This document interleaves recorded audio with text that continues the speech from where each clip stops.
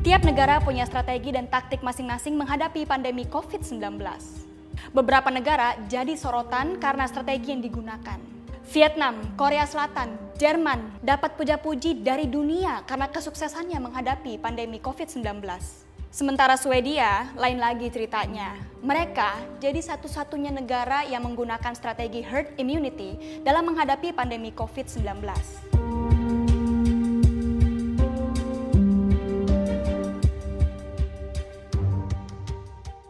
Herd immunity atau dalam bahasa Indonesia berarti kekebalan kelompok, di mana cukup banyak orang dalam suatu populasi memiliki kekebalan terhadap infeksi, sehingga bisa secara efektif menghentikan penyebaran penyakit tersebut. Ada dua cara untuk mendapatkan herd immunity, yaitu vaksinasi atau membiarkan tiap orang terinfeksi secara alami dan mendapatkan kekebalan tubuhnya sendiri. Kalau selamat, di dunia hanya Swedia yang menggunakan strategi ini, herd immunity tanpa vaksin. Warganya cuma dihimbau untuk tetap pakai masker, physical distancing, dan jangan keluar rumah kalau lagi sakit atau kurang enak badan. Sekolah, perkantoran, tempat rekreasi tetap beroperasi seperti biasa.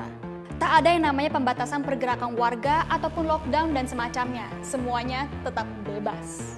Hasilnya, per 31 Mei dari 10 juta penduduk Swedia ada 4.000 orang meninggal dunia karena COVID-19.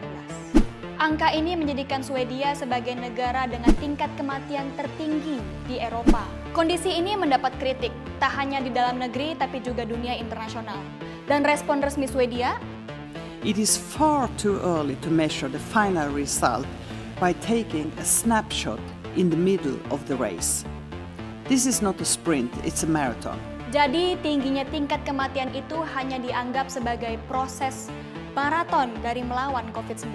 Kemungkinan mempraktekkan herd immunity di Indonesia sempat mencuat tapi tak lama. Bahkan sempat beredar hoaks bahwa Indonesia akan mempraktekkan herd immunity. Apa mungkin herd immunity dipraktekkan di Indonesia? Kita hampir tidak mungkin menyatakan atau mencapai herd immunity untuk Indonesia. Karena jumlah penduduknya besar dan juga persebaran penduduknya sangat luas, bervariasi dengan ratusan ribu pulau ini. Yang ini yang menurut saya menjadi mustahil untuk konsep herd immunity di Indonesia. Apalagi kita tahu bahwa sebagian penduduk Indonesia itu kondisinya tidak fit. Ada vaksin pun butuh waktu bertahun-tahun agar herd immunity tercapai. Pernah ada contohnya? Pernah. Tahun 1995 sampai 1997, Indonesia mengadakan Pekan Imunisasi Nasional Polio.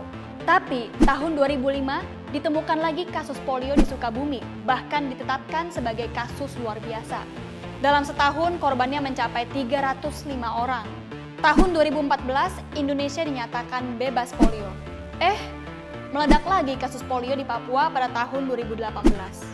Dan kerugian kedua adalah ini kita menghadapi virus yang mudah bermutasi. Jadi imunitasnya itu hanya virus yang pada jenis sekarang.